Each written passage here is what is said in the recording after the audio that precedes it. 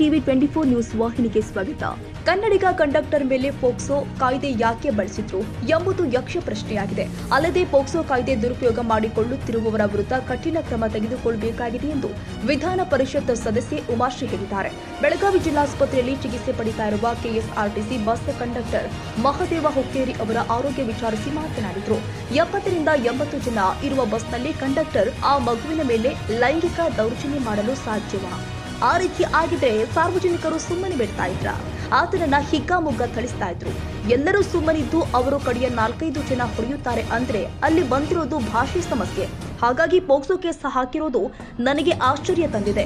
ದುರುದ್ದೇಶಪೂರ್ವಕವಾಗಿ ಈ ರೀತಿ ಮಾಡಿದ್ದಾರೆ. ಪೊಲೀಸರು ತನಿಖೆ ಮಾಡಿ ಅಧಿಕೃತವಾಗಿ ಹೇಳುವಂತೆ ಒತ್ತಾಯಿಸಿದ್ರು.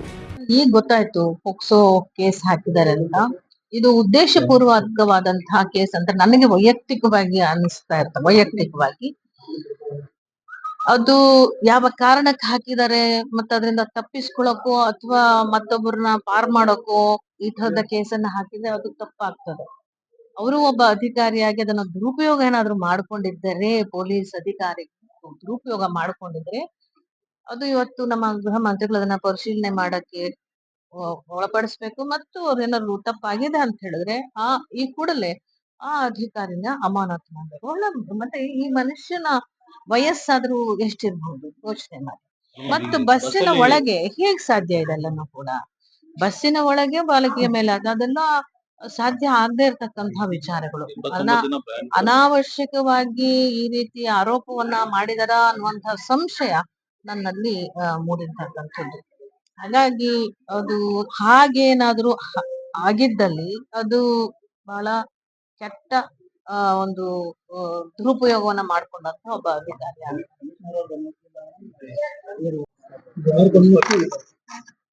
ಅಲ್ಲ, ಹೀಗ್ ಮಾಡಿ ಅಂತ ಯಾರು ಹೇಳಲ್ಲ, ನನ್ ಪ್ರಕಾರ ಯಾರು ಹೇಳಿರಲ್ಲ. ಅವರಾಗ ಅವರೇ ಒಂದು ವೇಳೆ ಕಾನೂನನ್ನ ದುರುಪಯೋಗ ಮಾಡ್ಕೊಂಡಿದ್ರೆ, ಅಧಿಕಾರಿ ಯಾರನ್ನೋ ಪ್ಲೀಸ್ ಮಾಡ್ಲಿಕ್ಕೋ ಅಥವಾ ಏನು ಮಾಡ್ಕೊಂಡಿದ್ರೆ ಅವರಿಗೆ ಸರಿಯಾದ ರೀತಿಯಲ್ಲಿ ಸಂಬಂಧಪಟ್ಟ ಇಲಾಖೆ ಗೃಹ ಮಂತ್ರಿಗಳು ಅವರಿಗೆ ಪರಿಶೀಲನೆ ಮಾಡಿ ಆ ಅಧಿಕಾರಿ ಮೇಲೆ ಕ್ರಮವನ್ನ ತಗೊಳ್ಬೇಕು ಅಂತ ನಾವು ಕೂಡ ಒತ್ತಾಯವನ್ನ ಮಾಡ್ತೇವೆ.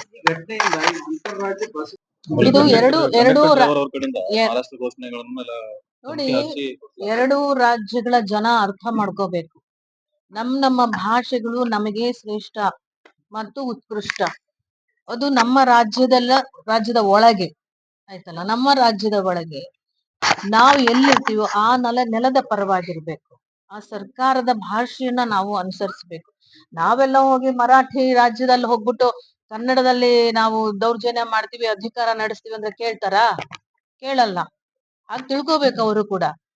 ಕರ್ನಾಟಕದಲ್ಲಿದ್ರೆ ಕನ್ನಡಿಗರಾಗಿರ್ಬೇಕು, ಕನ್ನಡದ ಪರವಾಗಿರ್ಬೇಕು.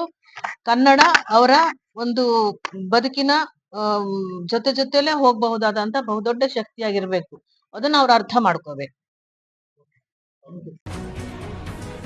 ಕನ್ನಡಿಗರ ಮೆಚ್ಚಿನ ನಿಮ್ಮ ಟಿವಿ 24 ಕನ್ನಡ ನ್ಯೂಸ್ ವಾಹಿನಿ ಇದೀಗ ಟಿವಿಯಲ್ಲಿ ಲಭ್ಯ. ಕರ್ನಾಟಕ ಮತ್ತು ದೇಶ ವಿದೇಶದ 360 ಡಿಗ್ರಿ ಸುದ್ದಿ ಹಾಗೂ ಉತ್ತರ ಕರ್ನಾಟಕ, ಬೆಳಗಾವಿ, ಬಾಗಲಕೋಟೆ, ಧಾರವಾಡ, ಹಾವೇರಿ, ಗದಗ, ಬಿಜಾಪುರ ಜಿಲ್ಲೆಯ ಕ್ಷಣ ಕ್ಷಣದ ವಿವರವನ್ನ ಪಡೆಯುವುದಕ್ಕೆ ಟಿವಿ 24 ಕನ್ನಡ ನ್ಯೂಸ್ ವಾಹಿನಿಯನ್ನ ಲೈಕ್ ಮಾಡಿ, ವಿಡಿಯೋಗಳನ್ನ ಶೇರ್ ಮಾಡಿ, ಕಮೆಂಟ್ ಮಾಡುವ ಮೂಲಕ ನಮ್ಮ ವಾಹಿನಿಗೆ ಸಹಕಾರ ನೀಡಿ ಮತ್ತು ಚಾನೆಲ್ ಅನ್ನ ಸಬ್ಸ್ಕ್ರೈಬ್ ಮಾಡಿ. Thank you.